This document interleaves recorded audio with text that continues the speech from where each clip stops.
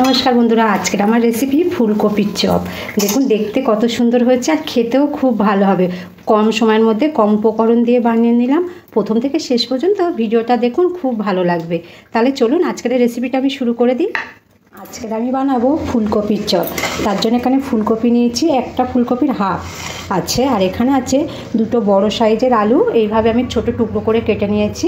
এটাকে আমি সিদ্ধ করে নেব। সাথে আছে স্পেশাল মশলা, যেটা মৌরি নিয়েছি, গোটা ধনে, জিরে, দুটো শুকনো লঙ্কা আর গোটা গরম মশলা। এই মশলাটা দিলে চপের টেস্টটা দারুণ হবে। প্রথমে শুকনো খোলা এটা আমি হালকা করে একটু ভেজে নেব। কড়াটা খুব ভালো গরম করে নিয়েছি। এবার কড়ার মধ্যে মশলাগুলো দিয়ে দেব। খুব বেশি ভাজবো না, হালকা করে ভাজবো। ভাজা হয়ে গেছে, এরপরে আমি নামিয়ে নেব। আর এটা ঠান্ডা করে খুব ভালো করে একটু গুঁড়ো করে নিতে হবে। কড়ার মধ্যে জল দিয়ে দেব। এবারে কড়ার মধ্যে দিয়ে দেবো ফুলকপি আর আলুটা। খুব ভালো করে ফুলকপির আলু সিদ্ধ করে নিতে হবে।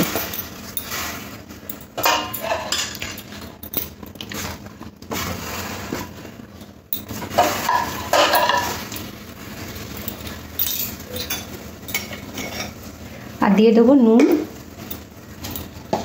জলের মধ্যে ফুলকপি আর আলুটা আগে থেকে দিয়ে দিয়েছি, আর তার উপরে দিয়ে দিচ্ছি একটু হলুদ আর একটু নুন। আসলে আমার ক্যামেরাটা অফ হয়ে গেছিলো, ওই জন্য দেখাতে পারিনি। এবারে ভালো করে মিশিয়ে নেব, নিয়ে ঢাকা দিয়ে দেবো।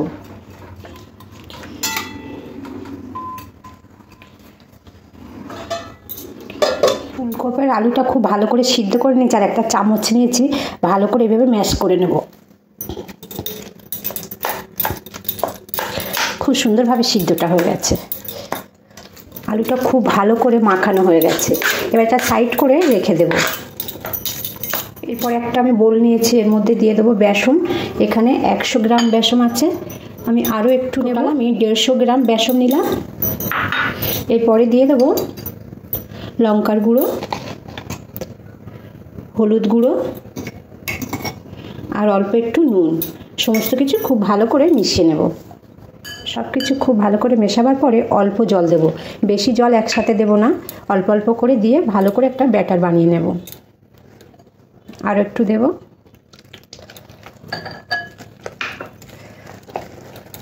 এরপরে খুব ভালো করে ফাটতে হবে। বেশি জল দিলে কিন্তু ফাটতে পারবেন না। অল্প জল দিয়ে যত বেশি ফাটবেন তখন চপটা খুব ভালো ফুলবে। চপের পুরটা মুচমুচে হবে আর ভিতরের পুরটা টেস্টি হবে। তাহলে চপটা খেতে দারুণ লাগবে। খুব ভালো করে এবার ফাটতে হবে।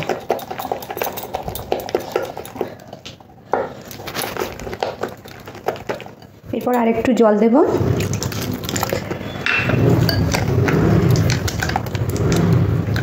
একদম ব্যাটারটা তৈরি হয়ে গেছে, এরকম রাখবো।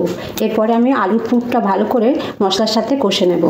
এটা রেডি করার জন্য কড়ার মধ্যে তেল দিয়ে দিয়েছি, আর তেলটা গরম হয়ে আসলে এখানে দিয়ে দেবো 2খানা কাঁচা লঙ্কা আর একটু আদা থেতো করা আছে।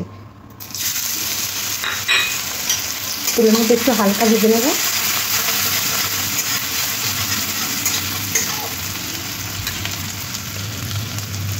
আর অল্প একটু নুন দেবো। ফুলকপি আলু সিদ্ধ করার সময় একটু নুন দিয়েছিলাম, একটু বুঝে নুনটা দিতে হবে। আর এরপরে দিয়ে দেবো আলুটা। আলুটা দিয়ে খুব ভালো করে কষে নিতে হবে।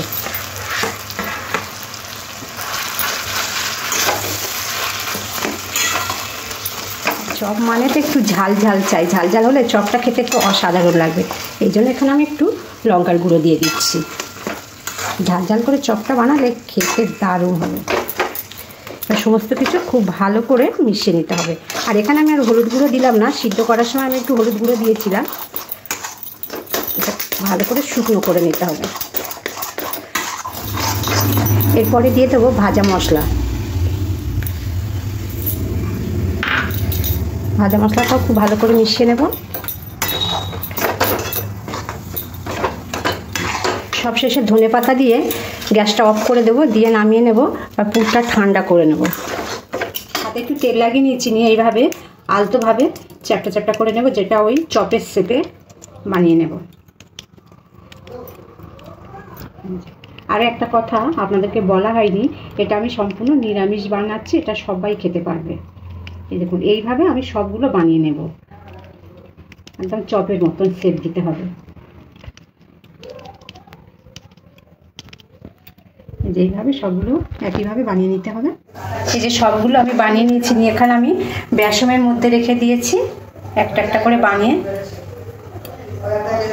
কড়ার মধ্যে আগে থেকে তেল গরম বসিয়ে দিচ্ছি, আর তেলটাও খুব ভালো করে গরম করে নিতে হবে। এবার এই গরম তেলের মধ্যে একটা একটা করে চপগুলো ছেড়ে দেব।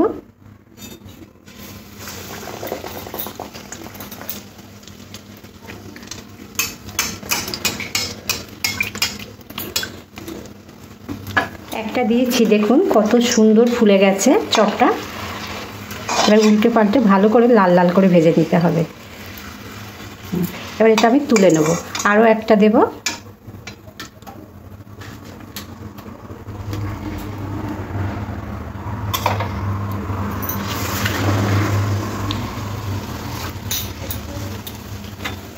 এবার এরকম একটু তেল এইভাবে ছিটিয়ে দেব, তাহলে চপটা খুব তাড়াতাড়ি এইভাবে ফুলে যাবে।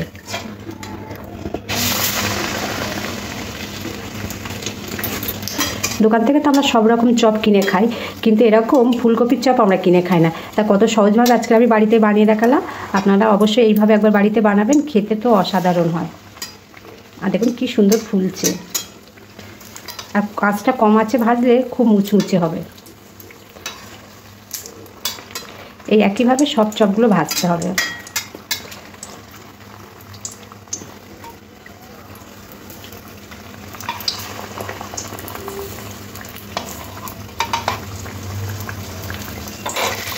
শীতের সন্ধেবেলা যদি এরকম গরম গরম ফুলকো ফুলকপির চপ থাকে, তাহলে মুড়ি খেতে দারুণ লাগবে। দেখুন চপগুলো ভেজে নিলাম। বন্ধুরা কেমন লাগলো অবশ্যই জানাবেন, আর ভালো লাগলে লাইক শেয়ার কমেন্ট করবেন। তাহলে আজকের মতন শেষ করলাম, আবার দেখা হবে নতুন রেসিপিতে।